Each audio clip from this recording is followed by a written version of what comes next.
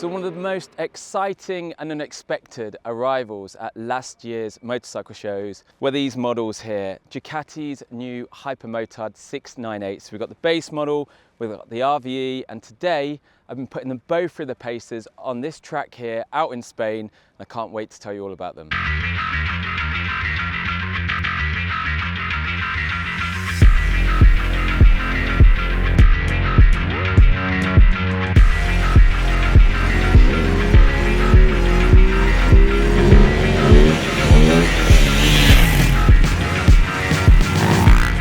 Just check if my microphone's working. So I'm back from arguably one of the most hyped up and exciting tests of 2024. It was always going to be that way because the news of Ducati going down the route of building a single cylinder motorcycle for the first time ever, and especially in the form of a supermoto, was massive. There was a huge expectation around this package, and as exciting as the actual riding experience on the Hypermotards were, the actual backstory to the builds themselves were pretty awesome. So what prompted Ducati to go down the single cylinder route? Well, it was a conversation, literal conversation amongst workmates with the then product leader of the Panigale 1299. So a guy who loved his V-twin, massive capacity motor and was sad to see it go. And he basically suggested to his boss, do you know what? We can cut this in half. We can make a single cylinder from this with a huge bore, short stroke, and get loads and loads of powers, high revs, all the good stuff, and repurpose that in a different package, in a supermoto package. As much as I would have loved to have heard that Ducati just got an angle grinder to that V-twin and lobbed the cylinder off, there was a hell of a lot more engineering that went into this package than that, understandably so. But with some new castings and some new magnesium cases, they soon came about with this single cylinder that revved out at 10,250 RPM, which is massive for a single. I think it's actually the highest revving single on the market right now. And that was largely due to the fact that they kept the desmodromic system in this package. They also kept the same 116mm over square piston. Trust me, I saw one on the launch of this and that thing is massive. And it's also of a racing origin. It's what they call a box-in-box piston. Pretty trick, designed for high performance. And another really trick feature in the engine is the Superleggera 1299 aluminium liner, which is there to improve the thermal properties of the motor's performance. Whichever way you look at it, this engine was anything short of a parts bin build. It was properly thought out. There was performance at the heart of everything, and Ducati set its heights high on achieving some massive figures. So Ducati are claiming 77.5 horsepower from the motor and 63 Newton meters of torque, which is massive. And it also means that this engine here is the most powerful production single on the market. And it's also super featherweight too, weighing in at just 45 kilos, helped substantially by the fact that there are loads of fancy bits on this motor, including magnesium engine covers. You get the point, the engine is pretty damn special, but what about the rest of the bike? Well look, there's no surprise that Ducati put as much effort into the rest of the Hypermotard as they did the engine. So a few quick facts. This bike comes with a tubular steel trellis frame that weighs just 7.2 kilos. And then you've got an equally featherweight, full aluminium, dual-sided swing arm that weighs in at just 3.9 kilograms. Both parts bolt together using the engine as a stressed member, which is the kind of technique Ducati applies to most of its models these days. No surprise, this bike's got super long travel suspension at the front and the rear, over 200mm at either end. But what is surprising is that the weight bias is more rearward at 51.5% than over the front. And another interesting fact about the chassis on this bike is that Ducati have given the machine a more relaxed rake and trail, so more in line with what you'd expect on a road bike than you'd find on a typical MX-derived supermoto. So less aggressive with those forks, giving you a more consistent, more natural feel for most of us that spend most of our time riding on road bikes. As you'd expect on all contemporary Ducatis, there's a massive suite of electronics on this bike too. So 4 levels of ABS, 4 levels of traction control, 4 levels of wheelie control. It's dripping in everything, including some proper trick features that the brand has decided to bring to the market. So the first one is the multi tiered wheelie system. So basically you can crack the throttle with certain settings in place, and this thing will just hold that wheelie at set heights, which is quite cool, especially if you want to learn to wheelie. And another pretty cool feature is a system that Ducati calls slide by brake, which works, as you'd imagine, by braking into a corner and letting the bike slide out. So in the presentation, during the launch of this bike, we were told that you could basically do whatever you want and avoid a high side if you put your faith in this system, braked hard on the front, slammed on the rear brake, maybe went down a gear or two as well, and just let this thing turn into the corner with the rear end wagging as far out as is needed, as is governed by the system. It sounded fantastic, and if I'm honest, I went to bed that night thinking the first thing I'm going to do tomorrow is check that out. But the weather had different plans in store for us. So the track's wet, and we need to crack on with the schedule, so we're doing photos right now, which is so funny because we're basically all lined up, getting a kit on, going out one at a time and trying to do dumb stuff in front of one another, and it's sketchy as hell. It's sketchy as hell, but it's so much fun. You go all the way to Spain and it's lashing it down. I could not believe it. I was in this paddock with all these beautiful bikes. I was there with my mates and we just looked around and we were devastated. You can picture the scene. You've got this world-class karting track in Valencia just for you to dick around on and get to know this bike properly, and it's drenched. I was devastated. We were on such a high and it all came crashing down before we even started, and that was the fear, that we were all going to go out on track and crash straight away, because when the time came to get kitted up and get out on track, riding the standard base model, Ducati said, we've got wets, but we're going to put you out on Pirelli Diablo Rosso Corsa 4 tyres. And we were bricking it. We were almost placing bets on who was going to go down first, and I was adamant it wasn't going to be me. Thankfully, actually everyone stayed upright, and we had a bit of a taster of what the Hypermotard was all about. First impressions, big punchy single, surprisingly agile, but if I'm honest, we were just tickling the bike. I was kind of like leg dangling and all that kind of stuff, just waiting to kind of catch a front or the rear or whatever, which I had to have a few dabs on a few occasions, but it was so slow and it was painful.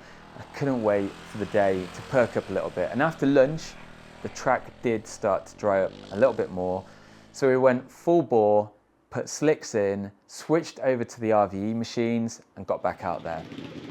So that's when the day really came to life for me. It just absolutely transformed in an instant, egged on by the highest spec RVE, which comes with a shifter and a blipper, as well as a different colorway to the base model. And to give us a bit more poke and a bit more fun while we were out there, our bikes actually came with an aftermarket 1:2 full titanium Termignoni system, which sounded amazing. It was backfiring all over the place, barking, out from behind me.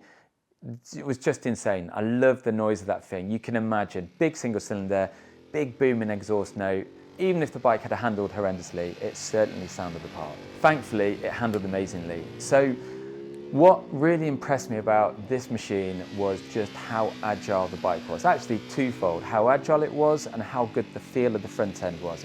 It was just the connection to that front with those slick tyres on, just riding the bike with the standard suspension setup was just unbelievable. I had so much confidence in the front, and we were riding those awkward kind of second gear, big lean angle corners that either hold forever or kind of, you're changing direction quick from full left to full right lean or whatever. And the bike would switch instantly from whatever angle I was at, one way to the other way, with no hesitation, with no issues. And I quickly learned to put my faith in the Hyper. It was just on rails. You could do anything you wanted on it, and I was loving that. Super good at holding the line as well, which is so important, especially when you're governing a radius of a corner, mostly on the throttle, or you're braking deep into a corner and you're trying to get a bike to turn in.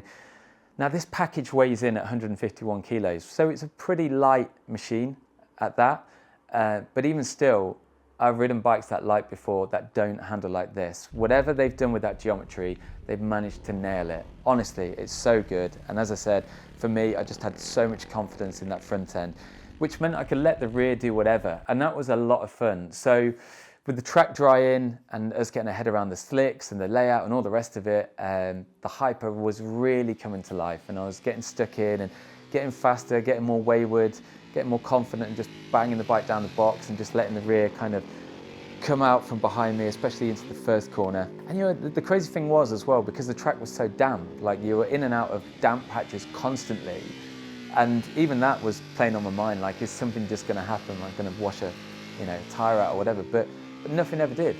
This thing was just sticking to the ground, and it was putting a huge smile on my face. So a few things to note about this. That engine revving all the way up to 10,250 RPM, it's got such a huge spectrum about it. That rev range is massive. And it's also got, you know, brilliant shifter and a blipper system, so you can be up and down the box as much as you want with ease. Realistically, on the track we were riding, the highest I ever got up to was 5th maybe, 4th, 5th, but typically, like I say, around 2nd to 3rd for most of the corners. And what that meant was I always had the motor in the sweet spot. You just touch that throttle and it would punch out. Now, because it is a big diameter short stroke motor, the initial pickup was really quite strong, which was a bit more sketchy when the track was wet in the morning. But in the afternoon, I quite enjoyed the urgency that this machine had.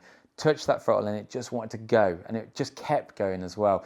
Not overwhelming. I mean, again, let's put this into context. You know, we're talking 70-something brake horsepower and 63 Newton meters of torque. So it's not crazy, but on a lightweight motorcycle like this, it felt more than enough in that situation. Definitely was not getting bored rinsing this thing around at every given opportunity. Another thing I loved was the engine was so playful. Like, there was this one chicane, came onto start straight, and there was always a photographer there. And the early part of the day, because the track was wet, you touched those white lines and you knew about it. You had either the traction control kicking in, or you had your rear end letting go, whatever. But as soon as the track was kind of drying up a little bit more, it was just so easy to just come out of the corner, cross the bars, pop a wheelie, and kind of crack on, you know. And yeah, I started to feel like I was 17 again, just dicking around, just having a right laugh and getting stuck into the package. Another really great trait to the bike was the front brake. So single disc on this. So during the presentation, one of the guys from Ducati said, look, don't be disappointed by the fact that this has got a single Brembo caliper on it and not a dual system or whatever. And lo and behold, you know, he was bang on. There was so much feel through the front brake lever, and there's so much performance, more to the point. You know, if you want to go and do endos, not a problem. If you want to stop real sharp for a corner, not a problem. It was fantastic. What I was less keen on, if I'm honest, was the thing that I was most excited to try. So that rear brake or slide by brake function just blew my mind. Now, if I want to get the rear end kicking out, as I've already said, I could just go down the box and naturally I'd get that happening. And that was good fun.